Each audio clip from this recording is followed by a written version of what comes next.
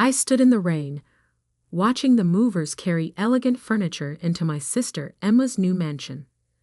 A wedding gift from our parents. A $2.8 million house in the most prestigious neighborhood in Boston. Meanwhile, I lived in a small apartment above the bookstore where I worked, barely making ends meet. Isn't it perfect for them? My mother gushed, not noticing how soaked I'd gotten standing outside. Emma and James will be so happy here. And there's plenty of room for grandchildren. I forced a smile, thinking of the congratulations card I'd scraped together money to buy. It's beautiful, Mom. Emma emerged from the house, immaculate in designer clothes, her new engagement ring catching what little sunlight filtered through the clouds. Madison, you finally made it. What do you think of our little starter home? Starter home. As if a nearly $3 million mansion was just a stepping stone. It's lovely, I managed. The perfect wedding present. Oh, don't be jealous, Maddie. Emma laughed, using the nickname I'd always hated. I'm sure you'll find someone special too. Maybe one of those nice boys at the bookstore. Our mother jumped in. You know the Henderson's son is still single. He's an accountant now. Very stable career. I bit my tongue. At 32, I had a master's degree in literature and was working on my first novel. But to them, I was just the family disappointment. The daughter who chose books over business, dreams over security. I should go, I said quietly. My shift starts soon. On a Saturday? Mom frowned. But we're having a family dinner to celebrate Emma's house. Some of us have to work weekends, Mom. Emma rolled her eyes. Still so dramatic, Maddie. This is why you struggle, you know. Always choosing the hard way instead of accepting help. Help, like the full ride to business school I'd turned down. Like the position at Dad's firm I'd refused. Like the arranged dates with suitable men I'd avoided. What they never understood was that their help always came with strings. Golden handcuffs designed to shape me into their version of success. The bookstore is short-staffed, I said, already turning to leave. And I need the hours. Well, Mom sighed, at least take some leftovers home. I hate thinking of you eating alone in that tiny apartment. I didn't tell her that my tiny apartment was my sanctuary, a space filled with books, art, and peace. A place where I could write without judgment, dream without limits. The next morning, I stopped at Pete's corner store for my usual coffee. Pete, a grandfather figure who'd been running the shop for 40 years, greeted me with unusual excitement. Madison, did you check your ticket? I'd blinked, confused. Then I remembered the lottery ticket I'd bought 2 days ago. A silly impulse purchase with my last $5 when the jackpot had hit record numbers. Not yet. I pulled the crumpled ticket from my wallet. What were the winning numbers? Pete's eyes sparkled. Check the news, sweetheart. I pulled out my phone, finding the lottery website. The numbers appeared on screen. 7, 13, 24, 31, 42, 53. My hands started shaking. I looked at my ticket, then back at the screen. Pete, my voice was barely a whisper. I think I won. He grinned. I know you did, honey. I watched them draw your numbers live last night. All 6 matching numbers. You just won $97 million. The world seemed to tilt sideways. I grabbed the counter for support.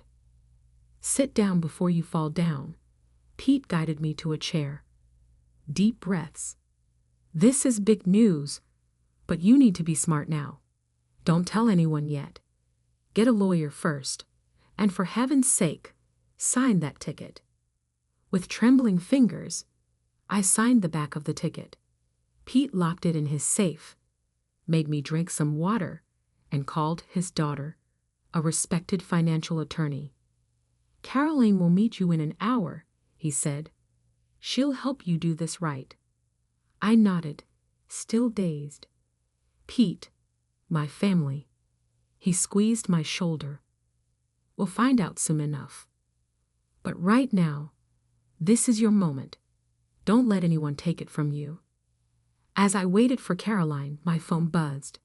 A text from Emma. "Family brunch tomorrow to discuss wedding plans. Wear something nice for once, and try not to be late like always." I stared at the message, thinking of her mansion, her perfect life, our parents' endless praise. For 20 years, I'd been the family afterthought, the daughter they'd written off as impractical, unsuccessful, lost. Now I had 97 million reasons to prove them wrong. I texted back, "Sorry, can't make it. I have something more important to do." For once, I wasn't lying. 3 weeks later, I sat in my new lawyer's office, signing the final papers to claim my winnings. Caroline, Pete's daughter, had been invaluable, helping me set up trusts, investment accounts, and ironclad privacy protections. "Remember," she said, reviewing the documents, "once we submit these, your name becomes public record. Are you ready for that?" I thought of the changes I'd already made. I'd quietly resigned from the bookstore, leaving my manager a generous check to help hire and train my replacement. I'd bought a beautiful but modest house in a quiet neighborhood, using a trust to keep my name off public records. And I'd started the groundwork for my own publishing company, determined to help other overlooked writers find their voices. "I'm ready," I said firmly. The next morning, my face was splashed across every news outlet in Boston. Local writer wins $97 million lottery jackpot. Bookstore employee becomes multimillionaire overnight. Madison Bennett claims record-breaking prize. My phone exploded with messages. Old classmates, distant relatives, forgotten acquaintances, all suddenly remembering my existence. But the messages I was waiting for came last. First, Emma. "OMG, Maddie. Why didn't you tell us? Call me immediately." Then Mom. "Madison Elizabeth Bennett. How could you keep this from your family? We're coming over right now. Where are you living?" Finally, Dad. "Your mother is hysterical. Call us this instant." I turned off my phone and poured myself a cup of tea, settling into my new home office. Through the window, I could see the garden where I planned to create a reading nook. The morning sun painted everything in soft gold, making the moment feel almost magical. My doorbell rang. Through the security camera, another of Caroline's suggestions, I saw them. My parents and Emma, standing on my porch. Emma was dressed like she was heading to a photo shoot, while my mother kept smoothing her designer dress nervously. I took a deep breath and opened the door.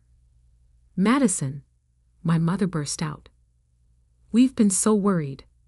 Why haven't you answered our calls? And how did you afford this house? The lottery money hasn't even been released yet and—" "Hello, Mother."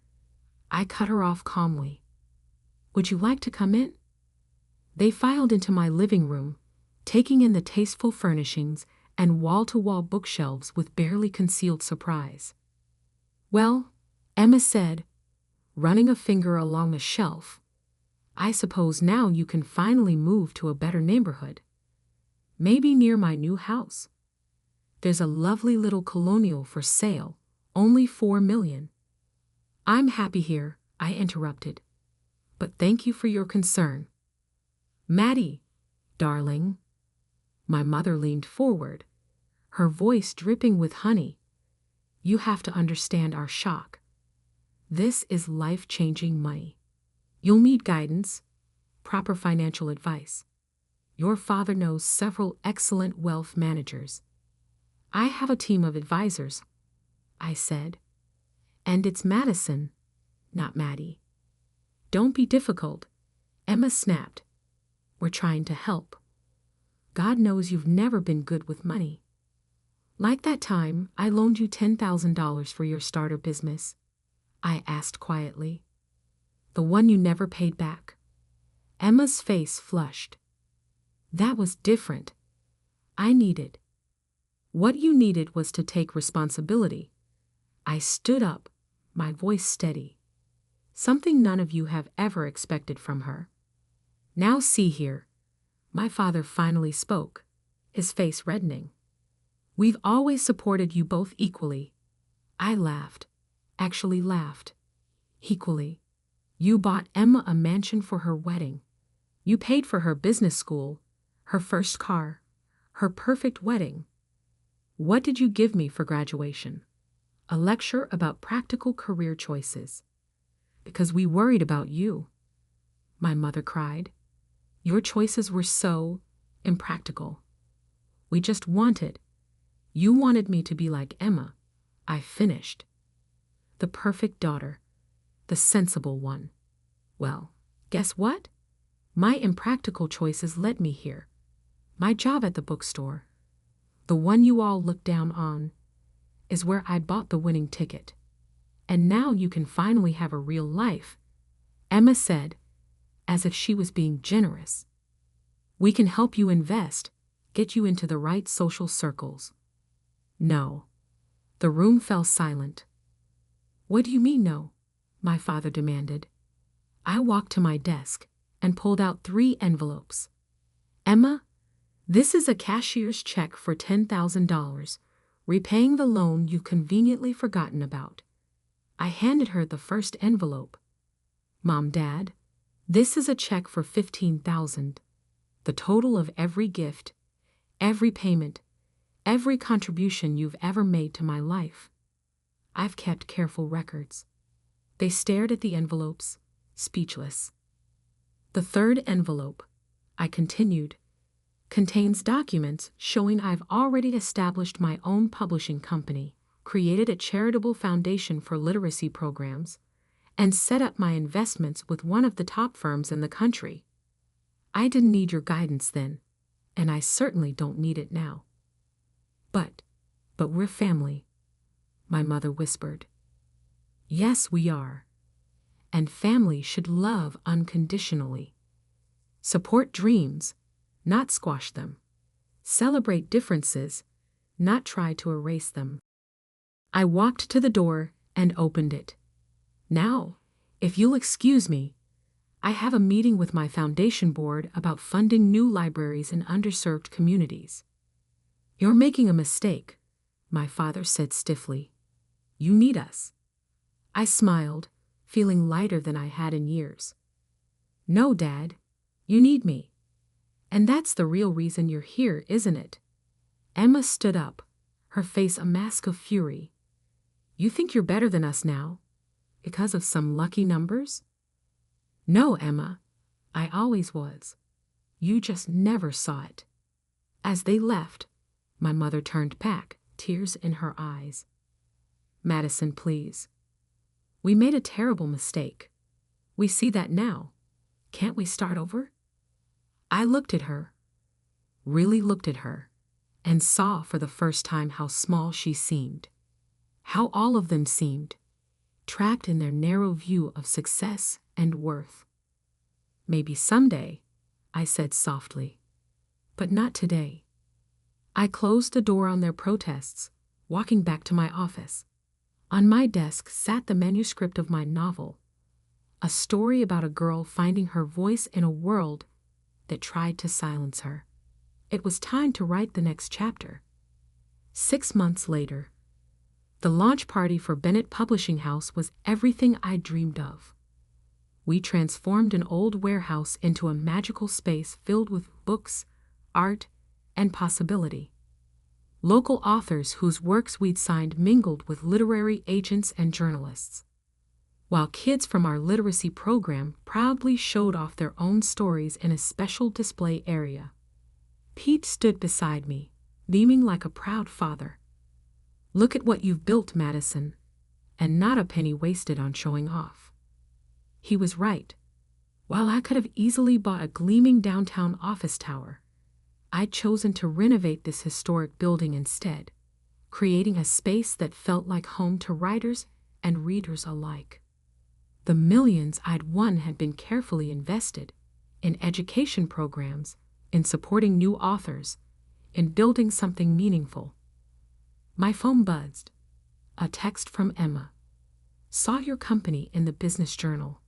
Must be nice having everything handed to you. Betito, James lost his job. We could use some family support right now. I deleted the message without responding. Over the past months, they tried everything. Guilt, manipulation, fake kindness, and finally, outright demands. Emma's starter mansion was apparently too small now. Mom and Dad's country club membership needed renewal. James's failed investments needed covering. I'd ignored them all. Miss Bennett? A young girl tugged at my sleeve. She was one of our literacy program students, clutching a notebook. Will you read my story? Of course, Sophie. I led her to a quiet corner, sitting down at her level. What's it about? A girl who finds a magic pen, she said shyly. Everything she writes comes true, but she has to figure out what's really important to write about. I smiled, thinking how wisdom sometimes comes from the most unexpected places. Madison. I looked up. My mother stood there, looking uncomfortable in the casual atmosphere. She'd lost some of her polished perfection. The past months had been hard on them, I knew. Dad's firm had lost several major clients. Emma's perfect marriage was showing cracks, and their social circle had begun to shrink as their resources dwindled. Mom, this is a private event. I know. I had to talk to you. She glanced at Sophie. Alone? I turned to Sophie. Why don't you show your story to Miss Sarah? She's our children's book editor. After Sophie scampered off, I faced my mother. Well, your father's company is failing, she said bluntly. Emma's house is being foreclosed. Everything's falling apart, and you're here playing with children's stories. I stood up, anger flaring. Playing? Look around, Mom. Really look. See those kids. They're learning to love reading, to believe in their own voices. See those authors? They're getting chances they never had before. I'm not playing. I'm building something real. But your family has never respected my choices. I cut in. Even now, you're not here because you care about what I've built. You're here because you need money. She flinched. We're still your family. Are you? I walked her over to our wall of success stories. Photos of children reading, authors signing their first contracts, community programs making real change. Family celebrates each other's victories. Family supports each other's dreams. When was the last time you asked about my novel? My goals? My happiness? I don't know. Exactly. I turned to face her. The lottery didn't change who I am, Mom. It just gave me the freedom to stop seeking approval I was never going to get. Tears filled her eyes. We were wrong. I see that now. But can't you forgive us? Forgiveness isn't the issue, I said gently. I forgave you months ago. That's why I'm not angry anymore. But forgiveness doesn't mean letting people keep hurting you. What do you want from us? Nothing. That's the point. I don't need anything from you anymore.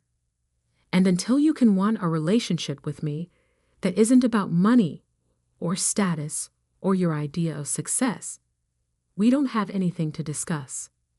A commotion near the entrance caught my attention. Emma had arrived with Dad and James in tow. Really? I sighed. You all came to ambush me at my company's launch. We're desperate. Emma cried, mascara running down her cheeks. James lost everything in that investment scheme. The bank is taking our house, and Daddy's company is dying. Please, Maddie, you have to help us. The room had gone quiet. Our guests tried to pretend they weren't watching the drama unfold. I looked at my family. Really looked at them. Dad, gray and deflated without his usual power. Emma, designer clothes now slightly worn, desperate for a bailout. Mom, torn between pride and need. No, I said firmly. No. Dad's voice cracked. I'll make you all a different offer instead. I pulled out my phone, pulling up some photos. This is Carter Financial Services. They're looking for experienced advisors with community connections. Dad, they've agreed to interview you for a senior position. No guarantees, but a fair shot. I swiped to the next photo. Emma, the local arts center needs a fundraising coordinator. With your social skills and event planning experience, you'd be perfect. James, my friend's construction company is hiring project managers. Real work, fair pay. You want us to work for other people. Emma looked horrified. I want you to earn your own way. Like I did. Build something real. Find out who you are without the fancy titles and borrowed money. And if we refuse, Dad asked stiffly, then you'll figure something else out. But you won't get a dime from me to maintain the lifestyle that made us all so unhappy. Mom stepped forward, surprising me. The Arts Center, they really think Emma would be good at fundraising? Yes, because she is good at it. When she's actually trying, not just playing the perfect daughter. Emma wiped her eyes, smearing expensive mascara. I don't know how to be anything else. Yes, you do. I took her hand, the first time we touched in months. You're smart, capable, and determined. Use those qualities for something meaningful instead of just appearances. Dad cleared his throat. The position at Carter Financial. When's the interview? Tomorrow at 10. Don't wear your Rolex. Show them your experience, not your ego. One by one, they nodded, not happy, not grateful, but perhaps thoughtful. As they left, Mom turned back. Your company, it's really amazing, Madison. I'm sorry we never saw. I know, I said softly. Maybe someday you'll see me too. After they were gone, Pete appeared at my side. You okay, kiddo? I looked around at my publishing house, at the dreams being born, the stories being told, the lives being changed. You know what, Pete? I really am. Sophie came running back, waving her notebook. Ms. Bennett, Ms. Sarah loved my story. She said maybe someday it could be a real book. I knelt down beside her. Want to know a secret, Sophie? Every real book starts with someone brave enough to tell their story. Like you. Like all of us. Later that night, I sat in my garden reading nook, working on my novel. My phone buzzed with a text from Emma. I have an interview at the Arts Center tomorrow. Any advice? I smiled, typing back, be yourself, your real self. The lottery hadn't just given me millions. It had given me the chance to show my family and myself what real wealth looked like.